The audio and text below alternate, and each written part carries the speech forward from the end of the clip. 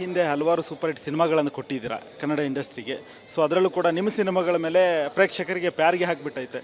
So ಅದರ ಜೊತೆಗೆ ಈಗ ಕುತೂಹಲ ಮೂಡಿಸುವಂಥದ್ದು ಗೂಗ್ಲಿ ಸಿನಿಮಾ. ಸೊ ಯಶ್ ಅವರನ್ನು ಒಂದು ವಿಭಿನ್ನ ಲುಕ್ನಲ್ಲಿ, ಅದರಲ್ಲೂ ಕೂಡ ಅವರ ಡೈಲಾಗ್ಗಳಾಗಿರ್ಬೋದು, ಅವರ ಹೆಸರಾಗಿರ್ಬೋದು, ಈಗಲೂ ಕೂಡ ಹೆಸರು ಸಿಕ್ಕಾಪಟ್ಟೆ ಸದ್ದು ಮಾಡು.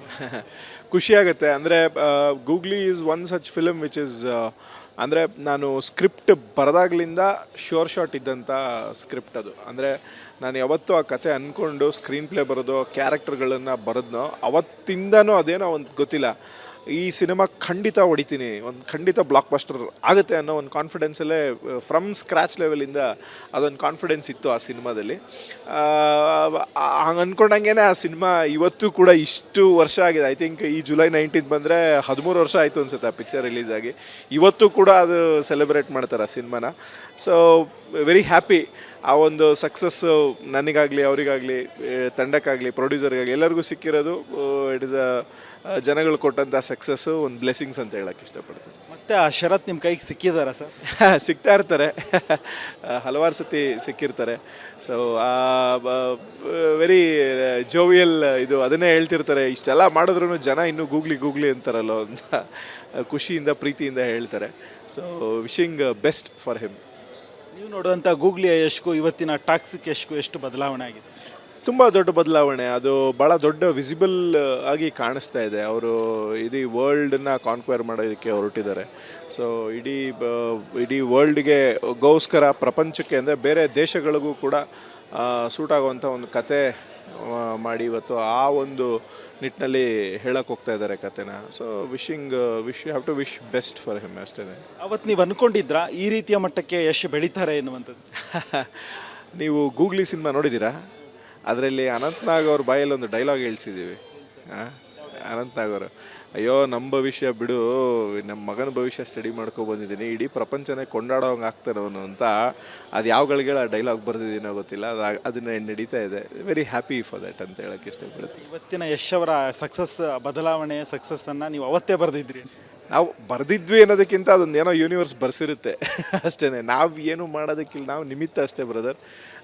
ಒಂದು ಶಕ್ತಿ ಏನೋ ಮಾಡಿಸ್ತಾ ಇರುತ್ತೆ ನಮ್ಮ ಕೈಯಲ್ಲಿ, ಅದು ಆಗ್ತಾ ಇರುತ್ತೆ ಅಷ್ಟೇ. ಈಗ ಮತ್ತೊಮ್ಮೆ ಯಶ್ ಅವ್ರಿಗೆ ಸಿನಿಮಾ ಮಾಡಬೇಕು ಅಂದರೆ ಮಾಡೋಕ್ಕೆ ರೆಡಿನಾ? ಅಲ್ಲ, ಯಾರು ಮಾಡಲ್ಲ ಹೇಳಿ, ಅವ್ರು ಮಾಡಬೇಕಷ್ಟೇ ನಮ್ಮ ಜೊತೆ.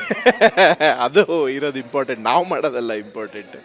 ಸೊ ಡೆಫಿನೆಟ್ಲಿ ಅದೊಂದು ಸಂತೋಷವಾದಂಥ ವಿಚಾರ ಅದು. ಸೊ ಅಂದರೆ ಇವಾಗ ಏನು ಅಂತಂದರೆ ಅವ್ರ ಮೇಲೆ ರೆಸ್ಪಾನ್ಸಿಬಿಲಿಟೀಸ್ ಜಾಸ್ತಿ ಇದೆ. ಅದು ಯಾವಾಗಲೂ ಅವ್ರದ್ದು ನಿರ್ಧಾರ ಆಗಿರುತ್ತೆ. ಸೊ ಅದು ನಮ್ಮ ನಿರ್ಧಾರ ಆಗಿರೋದಿಲ್ಲ. ಇತ್ತೀಚೆಗೆ ಟಾಕ್ಸಿಕ್ನ ಟೀಸರ್ ಆಗಿರ್ಬೋದು, ಹಾಡುಗಳು ಬಿಟ್ಟಾಗ ಒಂದಷ್ಟು ಜನರ ಪರವಿರೋಧ ಚರ್ಚೆ ಆಗ್ತಾ ಇದೆ. ಅಂದರೆ ಯಶ್ ಅವ್ರನ್ನ ನಾವು ಬೇರೆ ರೀತಿ ನೋಡಬೇಕು ಅಂದ್ಕೊಂಡಿದ್ವಿ, ಈ ರೀತಿಯ ಸಿನಿಮಾಗಳನ್ನು ಮಾಡ್ತಾರೆ ಎನ್ನುವಂಥದ್ದು ನಾವು ಅಂದ್ಕೊಂಡಿರಲಿಲ್ಲ ಎನ್ನುವಂಥದ್ದು. ನಿಜಕ್ಕೂ ಅದು ಸರಿನಾ ಸರ್? ನನಗೇನು ಅದ್ರ ಬಗ್ಗೆ ನಾಲೆಡ್ಜ್ ಅನ್ಸಲ್ಲ. As A creator I think ನಾನು ಅದು ಕಮೆಂಟ್ ಮಾಡೋದು ತಪ್ಪಾಗುತ್ತೆ. ಯಾಕೆಂತಂದರೆ ನಾವು ಏನು ಪೂರ್ವಾಪರ ತಿಳಿದೆ ಅಥವಾ ಏನು ಕತೆ, it is too early to debate or discuss ಅಂತ ಅನಿಸುತ್ತೆ ಪ್ರವೀಣ್. ಯಾಕೆಂತಂದರೆ ಯಾಕೆ ಹಂಗೆ ಮಾಡಿರ್ತಾರೆ ಅನ್ನೋದನ್ನು ನಾವು ಇವಾಗ ಚರ್ಚೆ ಮಾಡೋದೇ ರಾಂಗ್ ಅನ್ನೋದು ನನ್ನ ಅಭಿಪ್ರಾಯ. ಅದು ಏನಕ್ಕೆ ಅದು ಇರುತ್ತೆ ಅನ್ನೋದನ್ನು ನಾವು ಸಿನಿಮಾ ನೋಡಿದಾಗಲೇ ಗೊತ್ತಾಗೋದು. ಸೊ ಈಗ ನಾನು ರೆಮೋ ಸಿನಿಮಾದಲ್ಲೇ ಎರೋಟಿಕ್ ಸೀನ್ಸ್ ಬರೆದಿದ್ದೆ, ಎರೋಟಿಕ್ ಏನೋ ಅವನೊಂದು ಇಂಟಿಮೆಸಿ ಸೀನ್ಸು ಎಲ್ಲ ಮಾಡಿದ್ದೆ. ಬಟ್ ಅದಕ್ಕೊಂದು ರೀಸನ್ ಏನಿತ್ತು ಅನ್ನೋದನ್ನು ನೋಡಬೇಕು. ಸೊ ಇವತ್ತೇನಾಗಿದೆ, social media is very freely accessible to every citizen, every ಮನುಷ್ಯರಿಗೆ. ಅಂದರೆ ಪ್ರತಿಯೊಬ್ಬರಿಗೂ ಏನಾಗಿದೆ, ಕೈಯಲ್ಲೊಂದು ಮೊಬೈಲ್ ಇದ್ದರೆ ಅದೇ ಒಂದು ಕ್ಯಾಮ್ರಾ, ಜೊತೆಗೆ ಒಂದು ಇನ್ಸ್ಟಾಗ್ರಾಮು, ಫೇಸ್ಬುಕ್ ಅಕೌಂಟ್ ಇದ್ದರೆ ಅದೇ ಒಂದು ನ್ಯೂಸ್ ಚಾನೆಲ್, ಮತ್ತು ಸ್ವತಃ ಆ್ಯಂಕರ್ಗಳು ಹಂಗೆ ಆಗ್ತಾರೆ, ಅವ್ರ ಅಭಿಪ್ರಾಯಗಳನ್ನ ಹಂಚ್ಕೋತಾರೆ. ಅದು ತಪ್ಪಲ್ಲ, ಅದು ಭಾರತದ ಕಾನೂನಲ್ಲೇ ಅದಕ್ಕೆ ಅವಕಾಶ ಇದೆ. ಹಾಗಾಗಿ ಡಿಬೇಟು, ಚರ್ಚೆ, ಅದರ ಆ ಒಂದು ಚರ್ಚೆಗೆ ನಾವು ಮಾತಾಡೋದು ತಪ್ಪಾಗುತ್ತೆ ಅಂತ ಅನಿಸುತ್ತೆ. ಆ್ಯಂಡ್ ಆ ಚರ್ಚೆ ಆದಷ್ಟು ಒಳ್ಳೆಯದೇ ಅಂತ ಅಂದ್ಕೊತೀನಿ ಅಷ್ಟೇ. ಏಕೆಂತಂದರೆ ಬಿಕಾಸ್ ಅದು ಹೆಂಗೆ ಆದ್ರೂ it's a good for the film only ಅಂತ ಹೇಳ್ತೀನಿ.